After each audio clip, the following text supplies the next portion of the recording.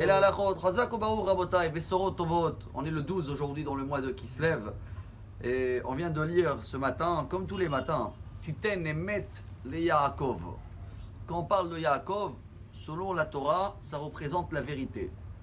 Selon l'histoire qu'on est en train de lire dans tous les parachiotes, je ne sais pas si vous trouvez comme moi que Yaakov, pour arriver à la vérité, il y avait beaucoup de détours.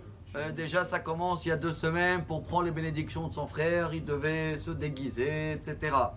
Ce sera la semaine dernière avec le beau-père, avec Lavan. Il a dit il veut me tricher, et je vais faire avec lui pareil. Ce sera dans la paracha de cette semaine aussi, avec Yaakov et même ses enfants. Shimon, Lévi, avec toute l'histoire de Dina, de Shrem. Alors comment, selon la Torah, Yaakov représente la vérité absolue? Je crois que c'est une question très très compliquée pour notre vie, pour comprendre, et encore en 2 minutes qu'il nous reste, essayer de tirer un message qui peut m'aider aujourd'hui. Je crois qu'on va utiliser ce qui dit le Talmud, traité Sanhedrin, dans la page 97, au nom de Rava. Amarava, Be'ay Alma, Kushta Leika. Dans ce monde-là, il n'y a pas de vérité absolue. Il y a des gens qui croient, qui veulent aller avec la vérité jusqu'au bout. Dans ce cas-là, pourquoi tu caches des choses? Pourquoi tu t'habilles même? Il y en a qui vivent comme ça, ils disent si on ne doit pas cacher, viens on va vivre sans habits, sans rien. Mais non, ça c'est une fausse vérité. Tu arrives à des accidents de folie. Qui c'est qui va dire une belle fille qui se lève le matin, elle voit sa belle-mère, elle va, oh je suis heureuse de te voir. C'est vrai ou c'est pas vrai? C'est pas vrai. Alors quoi, elle doit mentir? Elle doit dire je suis pas heureuse? Non, non, non, pas du tout.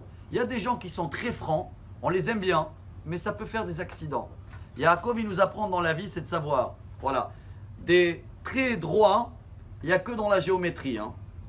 C'est vrai que dans la vie, on doit marcher droit. Mais si tu vois que pendant ton chemin droit, il risque d'avoir un accident, il faut savoir faire un détour, mais après, il ne faut pas oublier de reprendre le trait droit. Parce qu'il y a des gens, les pauvres, quand ils sont arrivés dans le point où ils ont vu qu'il faut, je ne vais pas dire cacher des choses. On ne peut pas vivre si tu veux tout dire, tout ce qu'il y a dans... Il y a des accidents tous les jours, le monde, il ne peut pas vivre. On est obligé de cacher des fois la vérité, on ne peut pas tout la dire. Mais il ne faut pas oublier de la reprendre. Il y en avait complètement des religions qui sont devenues des autres religions que le judaïsme. Parce que quand ils sont arrivés à le point où, mais je ne suis pas comme ça, je ne veux pas être faux, alors ils ont lâché complètement.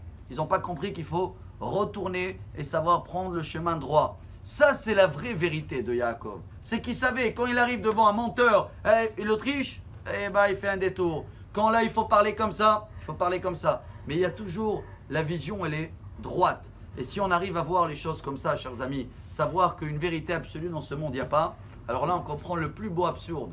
Ve'aya Yaakov le Mishor. Yaakov représente quoi? Une vallée, le talon.